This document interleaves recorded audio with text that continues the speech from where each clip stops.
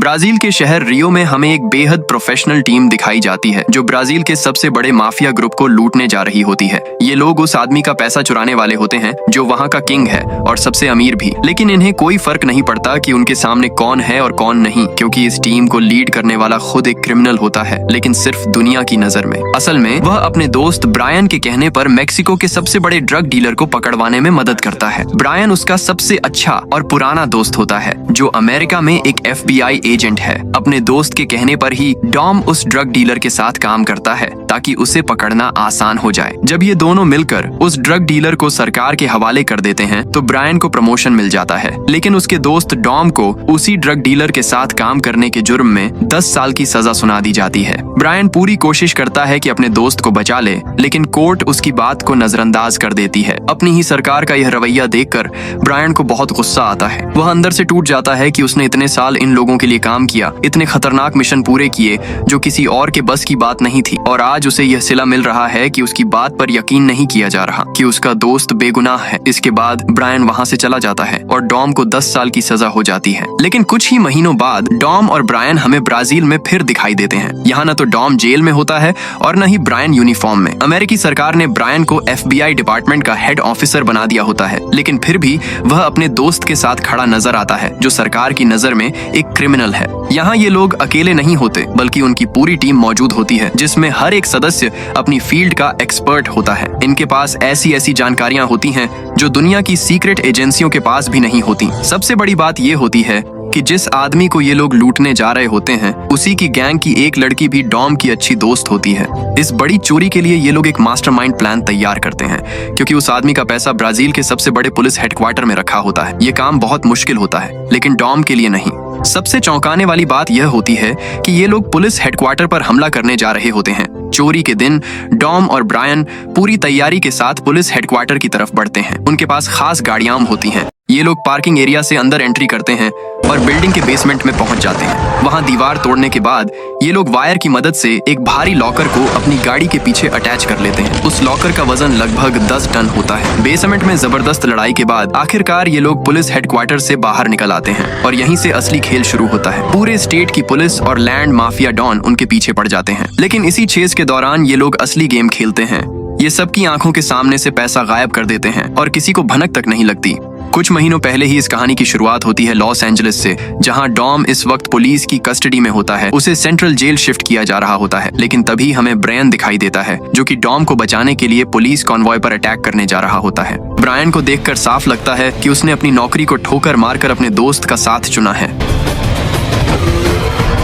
वह एक जाना माना ऑफिसर बन चुका होता है, लेकिन डॉम की दोस्ती को सबसे ऊपर रखता है और अब खुद एक बड़ा क्राइम करने जा रहा होता है। अपने परफेक्ट प्लान और अनुभव की मदद से ब्रायन डॉम को छुड़ाने में कामयाब हो जाता है। इस एक्शन सीन से ही साफ हो जाता है कि ये सिर्फ एक क्राइम नहीं बल्कि एक बड़ी जंग की शुरुआत है, कानून के खिलाफ, सिस्टम के खिलाफ। इस घटना के बाद तीनों अमेरिका से भागकर ब्राजील के रियो डी जेनेरो पहुंच जाते हैं। यहाँ उनका मकसद सिर्फ छुपना नहीं बल्कि नई जिंदगी शुरू करना होता है। यहीं उनकी मुलाकात विंस से होती है जो डॉम का पुराना दोस्त होता है और अब वही छोटे मोटे क्राइम करता है। विंस रेयस के लिए काम करता है, वही आदमी जो ब्राजील का सबसे बड़ा लैंड माफिया होता है जिसे ये लोग आगे चलकर लूटने वाले होते हैं। विंस उन्हें एक सिंपल जॉब ऑफर करता है, 3 हाई एंड स्पोर्ट्स कार्स चुरानी है। उस समय तक डॉम उनके साथ ज्वाइन नहीं करता, इसलिए ब्रायन, मिया और विंस ही इस काम के लिए निकलते हैं। ये कार्स ट्रेन के जरिए ले जाई जा रही होती हैं। ये अमेरिकन कार्स होती हैं और इनमें से एक कार के अंदर एक सीक्रेट इलेक्ट्रॉनिक चिप छुपी होती है। इन कार्स को CIA ने सील किया होता है और उनके एजेंट्स ट्रेन के जरिए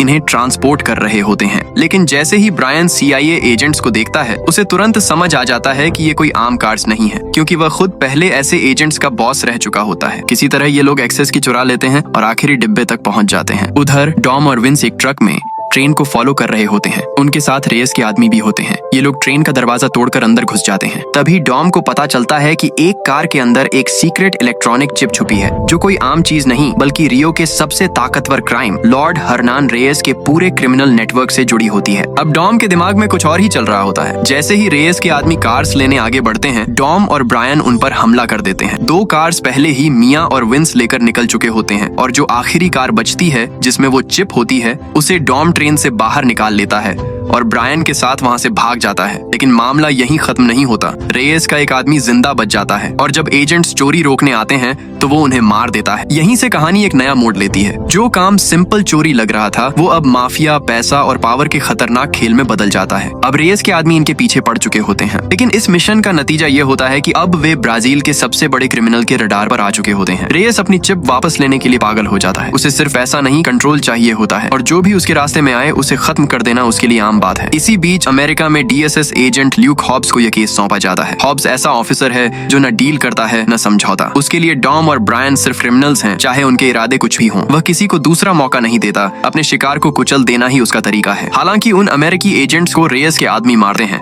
लेकिन हॉब्स को सच्चाई पता नहीं होती। उसे सिर्फ इतना बताया जाता है कि इसके पीछे डॉम और ब्रायन है और अब वह उन्हें पकड़ने के मिशन पर निकल पड़ता है। यहीं से फिल्म का असली फाउंडेशन सेट होता है। यह सिर्फ कार्स और रेस की कहानी नहीं रहती, अब यह एक जंग बन चुकी होती है। इस वक्त डॉम और ब्रायन फेवेला में छिपे होते हैं, जहां विंस उन्हें अस्थायी ठिकाना देता है। लेकिन धीरे धीरे एक सच सामने आता है। विंस अब पहले जैसा नहीं रहा। वह फैमिली के कॉन्सेप्ट से दूर हो चुका होता है और अपनी जान बचाने के लिए रेयस के साथ चुपके से डील कर रहा होता है। डॉम उसे रंगे हाथों पकड़ लेता है, लेकिन अपनी टीम को बताए बिना उसे वहां से जाने को कह देता है। विंस चुपचाप चला जाता है, मजबूर होकर, क्योंकि रेयस उसकी फैमिली को नुकसान पहुंचा सकता है। अगले दिन रेयस का एक आदमी उसे बताता है कि उसने डॉम और उसकी टीम का ठिकाना ढूंढ लिया है। रेयस तुरंत आदेश देता है, सबको खत्म कर दो। दूसरी तरफ हॉब्स को भी डॉम के ठिकाने की खबर मिल जाती है। वह अपनी टीम के साथ उस बस्ती में पहुंचता है। कुछ लोग उसे रोकने की कोशिश करते हैं, लेकिन उसकी प्रोफेशनल टीम से भिड़ने का जोखिम कोई नहीं लेता। उधर रेयस के आदमी भी डॉम के ठिकाने पर पहुंच चुके होते हैं। वे दरवाजा तोड़ते हैं और अंदर घुसते ही फायरिंग शुरू कर देते हैं, लेकिन डॉम और ब्रायन पहले ही वहां से निकल चुके होते हैं। गोलियों की आवाज सुनकर हॉब्स अपनी टीम को अलर्ट करता है। रेयस के आदमी डॉम का पीछा करते हैं और इसी दौरान हॉब्स की नजर भी डॉम पर पड़ती है और वह भी उसका पीछा शुरू कर देता है। डॉम बस्ती की छतों पर कूदते हुए भाग रहा होता है।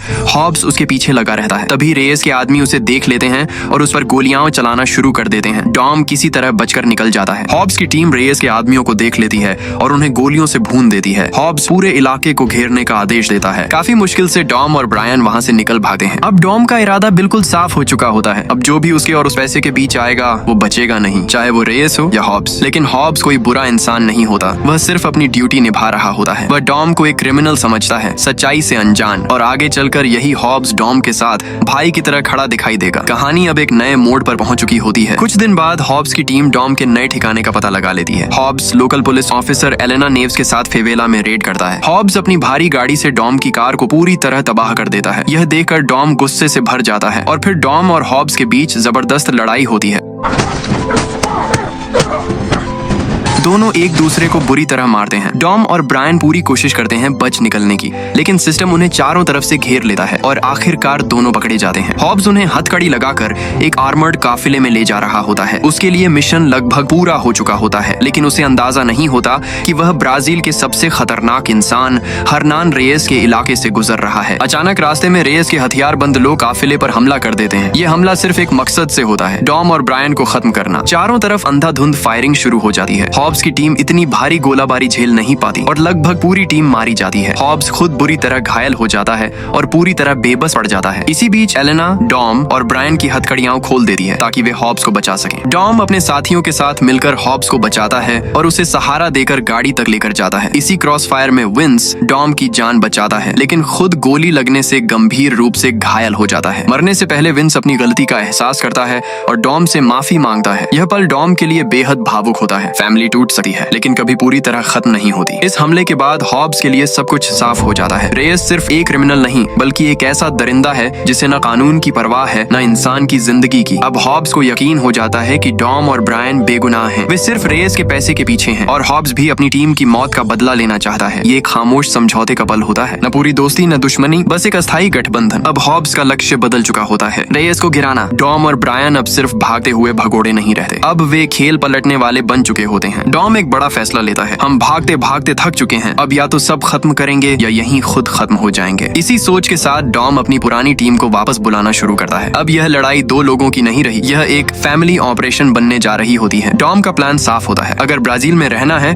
तो सिर्फ जिंदा नहीं रहना, बल्कि रेयस के पूरे सिस्टम को तोड़ना होगा, और यह काम अकेले मुमकिन नहीं। सबसे पहले वापस आता है रोमन पियर्स, मजाकिया लेकिन दबाव में भरोसेमंद। उसके साथ होता है तेज पार्कर, टेक और स्ट्रेटेजी का मास्टर। फिर एंट्री होती है हान लियू और गिजेल यशार की, शांत तेज और बेहद प्रोफेशनल। गिजेल जो पहले रेयस के लिए काम कर चुकी होती है, अब उसी सिस्टम के खिलाफ खड़ी होती है। उसके पास अंदर की हर जानकारी होती है, रेयस का पैसा कहाँ है, कैसे मूव होता है और कौन कौन उससे जुड़ा है। अब खेल सच में शुरू होने वाला था। डॉम अपनी पूरी टीम को एक सेफ हाउस में इकट्ठा करता है जहाँ असली प्लान सामने आता है। टारगेट है रेयस के $100 मिलियन। उसका पैसा अलग अलग सेफ हाउस में छुपा होता है क्योंकि उसे अपने सिस्टम पर पूरा भरोसा है। लेकिन डॉम जानता है हर सिस्टम में एक कमजोरी जरूर होती है। यह मिशन सिर्फ पैसे के लिए नहीं बल्कि रेयस को गिराने के लिए होता है। वह उसे दिखाना चाहता है कि उसका कंट्रोल अब खत्म होने वाला है। उधर रेयस को भी खबर मिल जाती है और वह तुरंत अपने लोगों को आदेश देता है, डॉम की पूरी टीम को खत्म कर दो। डॉम की टीम सीधे हमला नहीं करती बल्कि चालाकी से खेलती है। वे रेयस के सेफ हाउस पर छोटे छोटे हमले करते हैं ताकि वह डर जाए। प्लान काम करता है। रेयस घबराकर अपना सारा पैसा एक ही जगह पुलिस हेडक्वार्टर के हाईटेक वॉल्ट में जमा कर देता है। यही डॉम चाहता था। अब टारगेट साफ है, पूरे वॉल्ट को ही चुरा लेना। ये सुनकर प्लान और भी खतरनाक लगने लगता है, लेकिन टीम पीछे नहीं हटी। डॉम के लिए ये सिर्फ चोरी नहीं बल्कि अपनी फैमिली को बेहतर जिंदगी देने का मौका होता है। अब तैयारी शुरू होती है। टीम अपना अपना रोल संभालती है। जानबूझकर खबर लीक की जाती है कि हमला पुलिस स्टेशन पर होगा। रेयस अपनी पूरी सिक्योरिटी वहीं लगा देता है जैसा डॉम चाहता था। हॉब्स भी इस ऑपरेशन में शामिल होता है, लेकिन उसे पूरा प्लान नहीं पता होता। वह अपनी भारी गाड़ी से पुलिस स्टेशन के अंदर घुसता है जिससे अफरा तफरी मच जाती है और टीम को एंट्री मिल जाती है। डॉम और ब्रायन अंदर जाकर भारी चेन और मॉडिफाइड कार्स की मदद से असली वॉल्ट को जमीन से उखाड़ लेते हैं। अलार्म बज उठा है, पुलिस हरकत में आ जाती है और पूरा शहर हाई अलर्ट पर चला जाता है। इसके बाद शुरू होता है सबसे खतरनाक चेज। 2 मसल कार्स उस भारी वॉल्ट को सड़कों पर घसीटते हुए भागती हैं। वॉल्ट इतना भारी होता है कि सड़कों में दरारें पड़ने लगती हैं और पूरा शहर जैसे हिल उठता है। ये सीन सिर्फ एक्शन नहीं बल्कि डॉम के माइंडसेट को रिफ्लेक्ट करता है। जब सिस्टम खुद करप्ट हो तो उसे तोड़ना ही सॉल्यूशन होता है। इस चेज के दौरान टीम के बाकी मेंबर्स रोमन, तेज, हान और जिजेल अलग अलग लोकेशंस पर पुलिस और रेस के आदमियों को मिसलीड करते रहते हैं। हर मूव केयरफुली प्लान्ड होता है, हर सैक्रिफाइस कैलकुलेटेड होता है। लूक हॉब्स भी अब पूरी तरह चेज का हिस्सा बन चुका होता है। वो समझ चुका होता है कि डॉम का प्लान सिर्फ ऐसा चुराना नहीं बल्कि रेस के पूरे एम्पायर को एक्सपोज और डिस्ट्रॉय करना है। इसी बीच रेस खुद फील्ड में आ जाता है। वो अपनी आर्मर्ड एसयूवी में वॉल्ट के पीछे लग जाता है। रेस के लिए ये सिर्फ ऐसे का सवाल नहीं होता, ये इज्जत और कंट्रोल का मसला बन चुका होता है। चेस और ज्यादा ब्रूटल हो जाती है। गोलियां चलती हैं, एक्सप्लोजन्स होते हैं और हर सेकंड के साथ स्टेक्स बढ़ती जाती हैं। टॉम और ब्रायन एक दूसरे पर ब्लाइंड ट्रस्ट के साथ गाड़ियां कंट्रोल करते हैं क्योंकि यहाँ एक भी गलती डेथ सेंटेंस हो सकती है। यहीं पर मूवी एक टर्निंग पॉइंट पर पहुंचती है। अब सवाल ये नहीं होता कि वॉल्ट मिलेगा या नहीं बल्कि ये होता है कि कौन जिंदा बचेगा। वॉल्ट चेस अब अपने पीक पर होती है। रियो की स्ट्रीट्स जंग का मैदान बन चुकी होती है। पुलिस, रेस के गनमैन और डॉम की टीम तीनों फोर्सेस एक ही जगह पर होती हैं। हर सेकंड के साथ सिचुएशन और ज्यादा अनकंट्रोलेबल होती जा रही होती है। डॉम और ब्रायन एक फाइनल रिस्की मूव खेलते हैं। डॉम ब्रायन का केबल कट कर देता है और ब्रायन को ऑर्डर देता है कि वो भाग जाए। ब्रायन गुस्सा होता है, वो डॉम को अकेला नहीं छोड़ना चाहता। तभी डॉम सडनली कार को स्प्लिट कर देता है, वॉल्ट को एक शार्प टर्न पर स्विंग करता है और रेयस की तरफ मोड़ लेता है। वो पूरी पावर ऑन करता है। एक कार के लिए वॉल्ट को खींचना मुश्किल होता है, लेकिन थोड़ी ही देर में कार नॉर्मल स्पीड पकड़ लेती है। डॉम कार को पूरी पावर में चलाता है और सामने आती हुई पुलिस की कार्स को बुरी तरह क्रश करता हुआ आगे बढ़ता है। डॉम की ड्राइविंग स्किल्स और इनकी बनी हुई स्पेशल कार्स का कोई जवाब नहीं होता। डॉम शार्प टर्न लेता है और वॉल्ट सीधा रेयस की कार से टकरा जाता है। ये हिट सिर्फ एक्सीडेंट नहीं होता, ये डॉम का फाइनल कैलकुलेशन होता है। हेवी स्टील वॉल्ट रेयस की गाड़ी को क्रश कर देता है। यहीं पर हर्नान रेयस का गेम खत्म हो जाता है। वो जिंदा होता है लेकिन पावरलेस। उसका पैसा, उसका सिस्टम, उसका कंट्रोल, सब कुछ उसकी आंखों के सामने खत्म हो जाता है। फिर लूक हॉब्स सीन पर पहुंचता है। वो अपनी आंखों से रेयस का एंड देखता है। अब उसके पास लीगल विक्ट्री होती है, सबूत, क्रिमिनल्स और करप्शन का पूरा नेटवर्क। रेयस के करप्ट कॉप्स और पॉलिटिशियंस एक एक करके एक्सपोज हो जाते हैं। हॉब्स डॉम से कहता है कि मैं तुम्हें छोड़ नहीं सकता, ये मेरे उसूलों के खिलाफ है, पर पैसा यहीं रहेगा। तुम जा सकते हो, तुम्हारे पास 48 घंटे का वक्त है ब्राजील छोड़ने के लिए। डॉम तो पहले ही प्लान चेंज कर चुका होता है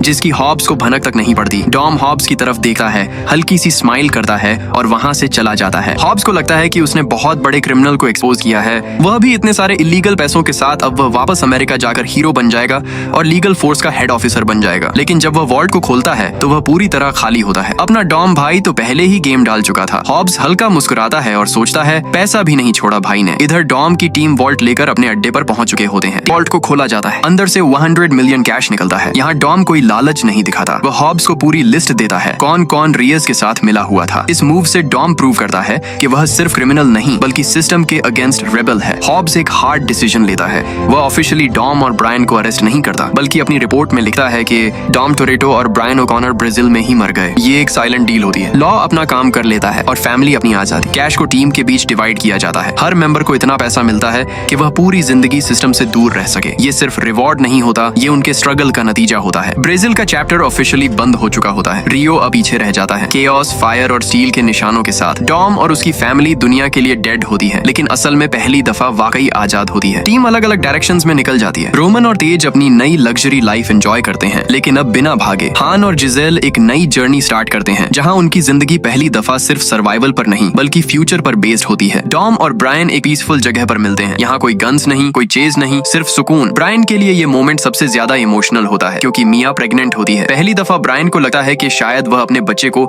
एक नॉर्मल जिंदगी दे सकता है। डॉम के लिए ये सब देखना एक साइलेंट विक्ट्री होती है। उसका हमेशा एक ही मिशन रहा है, फैमिली को सेफ रखना, और आज वह मिशन पूरा होता नजर आता है। मूवी का फाइनल सीन डॉम और ब्रायन के बीच एक सिंबॉलिक रेस होता है। कोई ट्रॉफी नहीं, कोई विनर नहीं, बस एक गुड बाय। लेकिन ये कहानी यहीं खत्म नहीं होती। लालच कभी खत्म नहीं होता, लेकिन डॉम के लिए पैसे से ज्यादा उसकी फैमिली और टीम इंपॉर्टेंट थी। क्राइम की दुनिया में इंसान अपनी मर्जी से आता है, लेकिन वापस निकलना मुश्किल हो जाता है। अभी तक हॉब्स डॉम की मदद कर रहा था, लेकिन अब डॉम की बारी थी। इसी के साथ कहानी का ये पार्ट यहीं खत्म हो जाता है। आगे चलकर ये लोग हॉब्स के साथ मिलकर ऐसे ऐसे कारनामे करने वाले होते हैं जिन्हें देखकर इंसान की सोच दंग रह जाए। अगर आपको इसका नेक्स्ट पार्ट चाहिए तो कमेंट करें, और अगर वीडियो पसंद आई हो तो लाइक करें और चैनल को सब्सक्राइब करना ना भूलें।